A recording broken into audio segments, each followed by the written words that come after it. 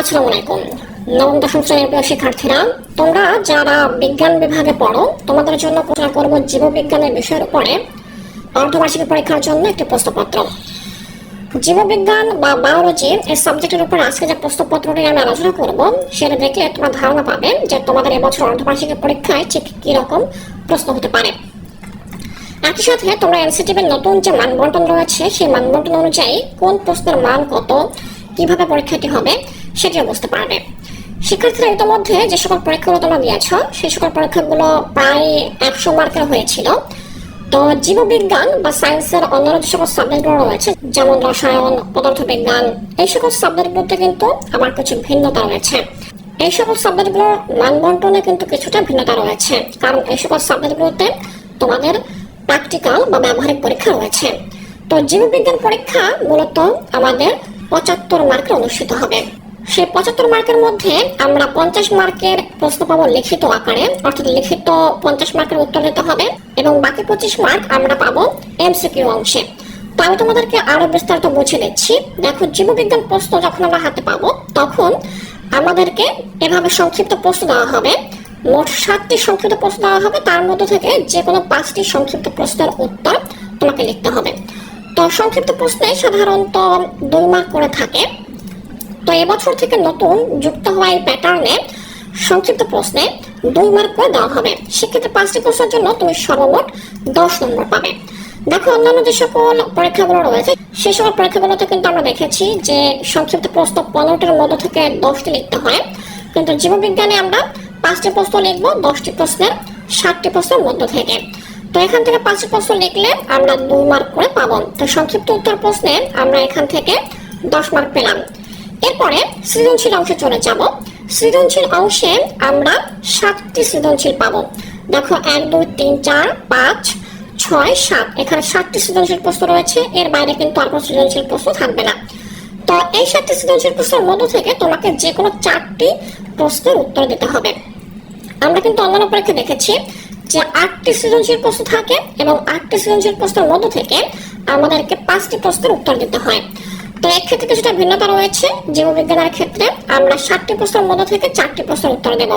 প্রতিটি প্রশ্নের মান হবে 10 করে। সেক্ষেত্রে 4টি প্রশ্নের জন্য আমরা সর্বমোট 40 নম্বর পাবো। এই হচ্ছে আমাদের সৃজনশীল অংশ। তোমার প্রশ্নগুলো এখান থেকে দেখে নাও, এগুলো থেকে কিন্তু তোমাদের পরীক্ষায় প্রশ্ন করা হবে।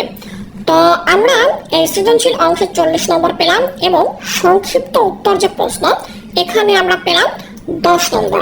তাহলে এখানে আমাদের লিখিত অংশে মোট কত দাঁড়ালো? লিখিত অংশে আমরা পেলাম সর্বমোট 50 নম্বর।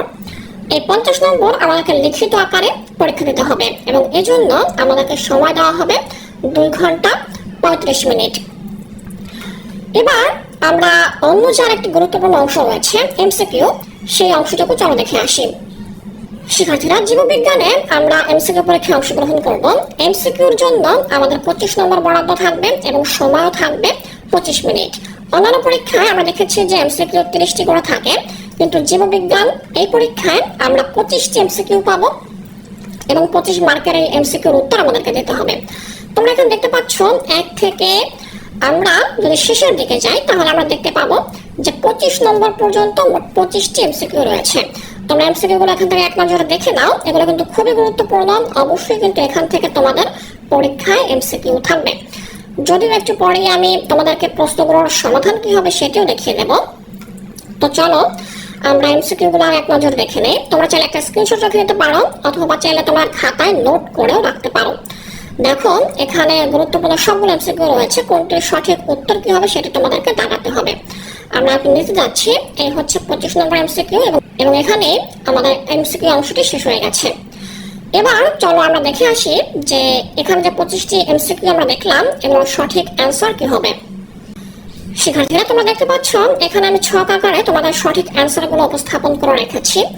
এই যে 1 থেকে 25 পর্যন্ত তোমরা দেখতে পাচ্ছ, এটি হচ্ছে মূলত আজকের প্রশ্নপত্রে যে এমসিকিউ গুলো আমি তোমাদেরকে দেখালাম, সেগুলো সঠিক উত্তর। এখানে ক, খ, গ, ঘ প্রত্যেকটি প্রশ্নের যে সঠিক অপশন রয়েছে সেটি কিন্তু এখানে লেখা রয়েছে।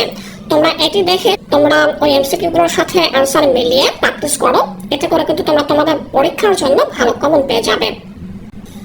তাহলে শিক্ষার্থীরা, কোর্সটিকার আজকের ক্লাসে আমি তোমাদেরকে বুঝিয়ে দিলাম যে তোমাদের অর্ধবার্ষিকী পরীক্ষা জীববিজ্ঞান এই বিষয়টির উপরে কিন্তু 75 মার্কের পরীক্ষা হবে এবং এই 75 মার্কের পরীক্ষার কোন অংশে কত মার্ক থাকবে, কি ধরনের প্রশ্ন থাকবে সেটি কিন্তু আমি তোমাদেরকে বুঝিয়ে দিয়েছি। আমি আশা করছি এখান থেকে তোমাদের বুঝতে আর কোনো অসুবিধা নেই।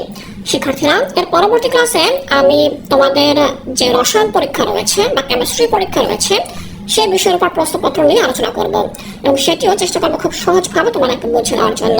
তাই শিক্ষার্থীরা, কোর্সটিকার পরবর্তী ক্লাসগুলো দেখার আমন্ত্রণ জানিয়ে আজকের ক্লাসটি এখানেই শেষ করছি।